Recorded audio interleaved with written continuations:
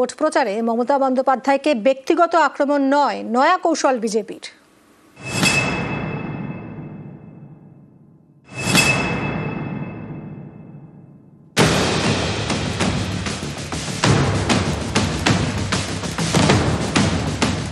বিজেপির লক্ষ্য মমতা বন্দ্যোপাধ্যায়ের জমানায় ইতি টানা, কিন্তু তা করতে গিয়ে কখনো ব্যক্তিগত আক্রমণ করা চলবে না মমতাকে।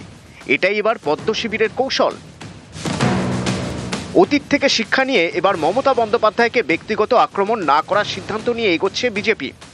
এর বদলে তৃণমূলের নেতাদের বিরুদ্ধে দুর্নীতির অভিযোগ, আইন শৃঙ্খলা অবনতির অভিযোগগুলি তুলে ধরতে চাইছে তারা।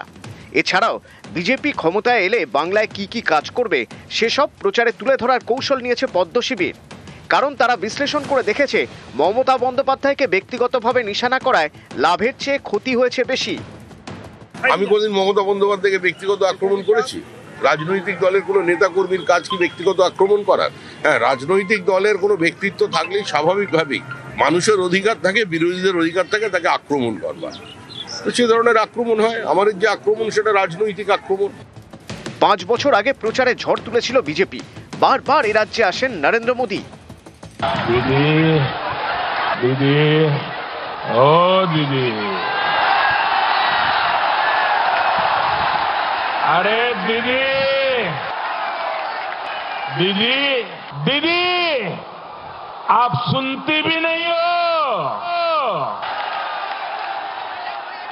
दीदी, ओ दीदी।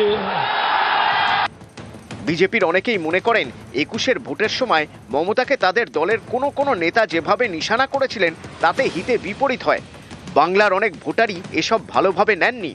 বিশেষ করে মহিলাদের মধ্যে প্রতিক্রিয়া তৈরি হয়, তারা ঢেলে ভোট দেন মমতাকে। রাস্তার কাটা হয়ে গেল, ক্রেপ ব্যান্ডেজ মারা হয়ে গেছে, আর পা তুলে তুলে সবাইকে দেখাচ্ছেন। শাড়ি পরে আছেন, একটা পা ঢাকা একটা খোলা, এরকম শাড়ি পরতে দেখিনি। যদি পাটা বার করে রাখবেন, শাড়ি কেন বারমুড়া পরতে পারেন, তাহলে পরিষ্কার দেখা যায়। এবার তাই রণকৌশল বদল বিজেপির। মমতা বন্দ্যোপাধ্যায়কে আর ব্যক্তিগত আক্রমণ নয়, আক্রমণ হবে রাজনৈতিক। আর তার সঙ্গে থাকবে ডাবল ইঞ্জিনের সরকার হলে কি কি উন্নয়ন হবে তার প্রচার। নিউজ 18 বাংলা।